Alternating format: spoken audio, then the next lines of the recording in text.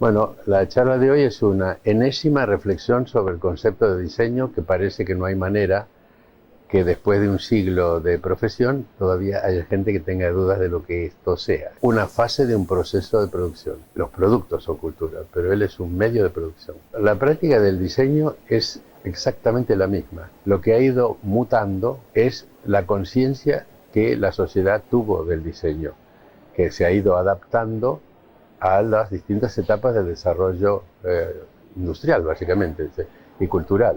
Es decir, no es lo mismo la conciencia del diseño que tenían sus fundadores que la conciencia del diseño que se tiene hoy en el siglo XXI. Es decir, porque el diseño tuvo un proceso de metabolismo social que se fue integrando y esa integración le fue planteando distintos desafíos que fueron alterando su propio perfil, aunque en lo básico siempre fue lo mismo. Una fase de un proceso de producción que empieza antes y termina después. Un diseñador lo que hace es se sienta, analiza un programa y desarrolla un proyecto para que luego los que fabrican esa pieza la puedan realizar con la mayor eficacia y perfección del resultado.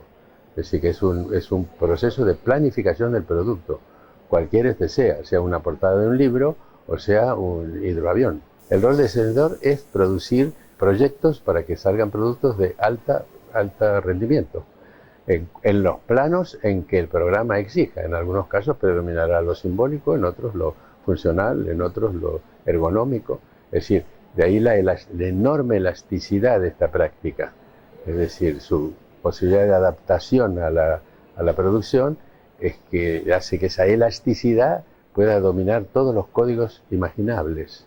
Es decir, es una disciplina vacía, es decir, sin principios propios, porque adopta los principios específicos de cada programa.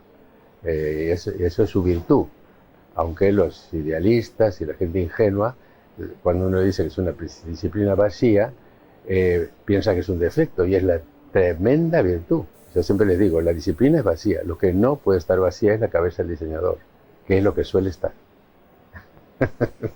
Y es que es un libro, una reflexión cultural sobre la actual etapa del desarrollo de la cultura occidental, básicamente, que tiende a ser hegemónica, que se llama Ser posmoderno, dilemas culturales del capitalismo financiero. Es mi análisis de la actual coyuntura, entendido la posmodernidad no como un estilo, sino, como dice Frederick Jameson, la lógica cultural del capitalismo financiero. Es decir, que es la transcripción a la cultura de los dictámenes de la hegemonía del capital financiero, que es una etapa superior del desarrollo del capitalismo. Es la etapa más abstracta, más privada de contenidos, ¿no? Por ser beneficio financiero puro, ¿no? Y sin entrar a hacer un detalle del libro, ¿cuáles serían esas características? Bueno, las características de la posmodernidad son bastante divulgadas. Lo que Bauman menciona como modernidad líquida es la disolución del sujeto, por lo tanto, arrastrando con él la disolución de la cultura, la hegemonía de los comportamientos pulsionales y masivos, la pérdida de la distancia crítica respecto del espacio social y cultural, el consumismo, básicamente, el consumismo como lógica absolutamente congruente con la lógica del capital financiero. Es decir, la masa responde al mismo modelo que el capital financiero, son hermanos de leche. Ambos apuntan al beneficio inmediato sin pasado ni futuro. Le afecta de que dentro de sus programas hay una cantidad enorme de programas que van dirigidos a producir productos para el consumo masivo. Y esos son programas que el diseño tiene que absorber. Dicho de alguna otra manera, en las sociedades más desarrolladas en sentido cuantitativo, no ético, la mayor parte de la producción del diseño es producción de basura no reciclable. Por eso cuando a mí me hablan de la función social del diseño me da como risa. Por supuesto, hay algunas funciones sociales importantísimas, ¿no? Pero son, dentro del volumen general de la producción, minoritarias, porque no es una sociedad que precisamente le preocupe la calidad de vida, a pesar de que lo declara en todos los eslóganes comerciales. Bueno, hay muchos campos de la formación del estudiante, del futuro profesional. A mí, en coherencia con lo que acabo de decir anteriormente, me parece clave, y es un campo muy deficitario en la formación del diseñador, es el desarrollo de su conciencia del mundo en que vive. Es decir, lo que dije anteriormente, Es decir, que comprenda exactamente en el escenario que va a pasar a producir, para que puedas tomar sus decisiones lúcidamente, ¿no? Y pueda saber los desafíos que va a tener que atravesar, ¿no? Y realmente pueda mirar de frente la sociedad con adultez y no con actitudes infantiles o ingenuamente idealistas, sino que sepa en lo que se está metiendo, ¿no? Y con lo cual puede decidir adultamente su camino, ¿no? Así que esto me parece fundamental. En las carreras de diseño últimamente se está infestando de reflexiones metafísicas, filosóficas, pero nadie les explica sociológicamente y socioeconómicamente el mundo que está viviendo. Prolifera la hermenéutica, la retórica, una cantidad de reflexiones filosóficas que no sirven para absolutamente nada y enturbian el concepto de la disciplina y por otra parte no colaboran a una comprensión de la sociedad. Es decir, el diseñador es un sociólogo empírico, inconsciente. Y yo lo que propongo es que sea un sociólogo empírico consciente. Bueno, yo no manejo mucha bibliografía, yo soy un sociólogo empírico, yo cuento lo que veo por la ventana. Lo que sí tengo una aguda mirada crítica y comprendo los procesos y analizo los procesos.